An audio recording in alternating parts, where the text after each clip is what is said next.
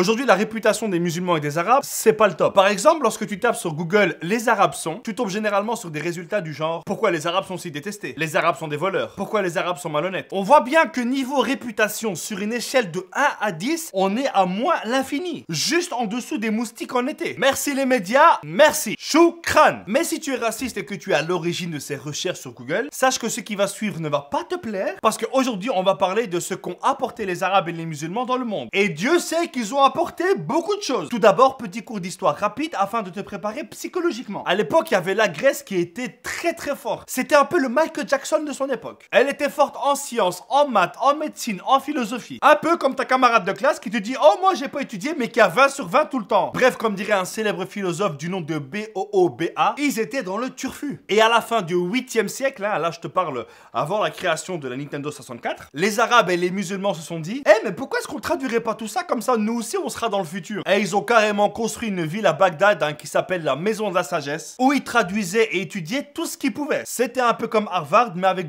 beaucoup de barbus. Et même lorsqu'ils traduisaient, ils se disaient parfois « Ah ouais, ça c'est bien, mais c'est pas correct. Hein. Non, non, là il y a une faute. » Donc il y a un moment, ils ne faisaient plus uniquement de la traduction, mais ils amélioraient les textes parfois même en les corrigeant. Et là, je te parle de travaux des plus grands savants grecs de l'époque. Donc j'imagine que parfois ils se disaient entre eux « Ouais, Aristote, je trouve qu'il est bon, il est pas mal, hein. Mais niveau cœur, valve, tout ça... » Je suis pas fan, je suis pas fan. Et donc toute cette science, elle a été traduite en arabe, à tel point qu'aujourd'hui, il y a des textes grecs qui sont disponibles uniquement dans la traduction arabe. En gros, pour bien t'expliquer, parce que là, je vois bien que tu es en train d'essayer de fuir la réalité. Si il n'y avait pas eu les arabes et les musulmans, tout ce qu'on sait aujourd'hui sur Platon, Archimède, Socrate et leurs travaux, et bien sans les arabes et les musulmans, on ne connaîtrait même pas leur existence. Et évidemment, l'Europe n'aurait pas eu le développement qu'elle a eu sans cette culture. Je sens que ce soir, on va faire chier du raciste. Maintenant, parlons de ces arabes et ces musulmans qui ont révolutionné le monde. On va commencer par celui qui est peut-être le père des ingénieurs, le grand savant Monsieur El-Jazari. Ce mec, il a simplement inventé, il y a 800 ans, le premier robot. Ce robot servait à verser le thé. Parce que El-Jazari s'est dit, ouais, il faut mettre la main sur la théière, soulever la théière,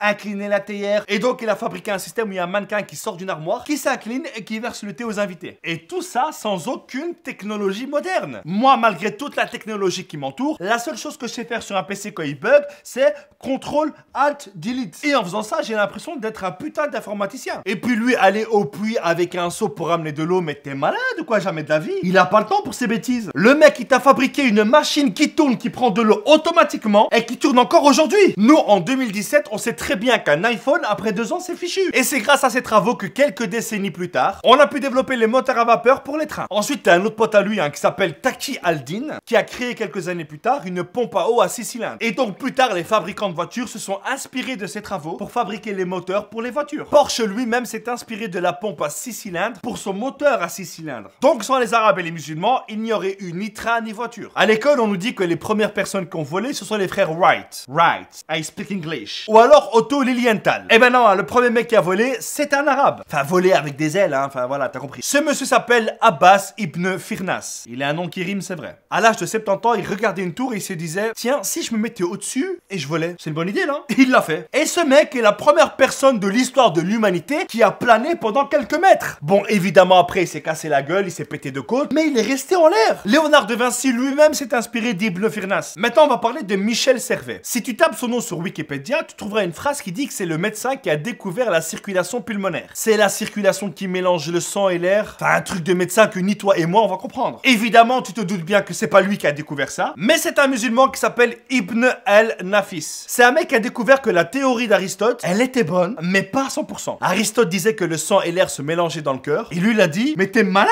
ou quoi, oh, jamais de la vie. Et après il a écrit des bouquins où il parlait avec exactitude de la circulation pulmonaire. Il y en a un autre, même s'il a apporté énormément dans le monde, je ne l'aime pas personnellement. Et je pense que vous serez nombreux à ne pas l'aimer. C'est le mec qui a créé le tout premier manuel d'apprentissage de mathématiques. Ce monsieur s'appelle El-Khwarizmi. Et c'est son nom qui a donné naissance au mot algorithme. Et avec le bouquin qu'il a écrit, il a aussi donné naissance au mot algèbre. Ce mec, c'est un peu le père de l'algèbre. Donc en gros, ce mec est responsable de la majorité de mes échecs scolaires. Merci mec. Même au niveau du concept de l'hôpital, les arabes et les musulmans à l'époque, ils étaient en avance. Faut savoir qu'avant, il n'y avait pas d'hôpitaux. Il y avait des centres où il y avait des malades, mais ils étaient plus là pour qu'ils ne rentrent pas en contact avec les gens, pour ne pas les contaminer. Ce sont les arabes et les musulmans qui ont en quelque sorte créé le premier hôpital, avec pour but de soigner des malades pour les sauver. Pareil pour les écoles de médecine et les universités. l'électricité. Et même pour la Première Guerre mondiale, hein, s'il n'y avait pas eu cette main-d'œuvre de 200 000 musulmans pour effectuer des travaux un peu partout, dans les mines, les ports, les usines, ça aurait été la grosse merde. Et rajoute à ça pratiquement 1,5 million de musulmans, des Maghrébins, des Sénégalais, etc., qui sont venus en Europe pour la défendre au prix de leur vie. Après la Deuxième Guerre mondiale, il fallait aussi reconstruire l'Europe. Et les travaux, ils étaient tellement énormes chez nous que la Belgique et le Maroc, ils ont mis en place une convention internationale pour pouvoir ramener un maximum de Marocains en Belgique, histoire de s'occuper des bâtiments, des rues, des métros, etc.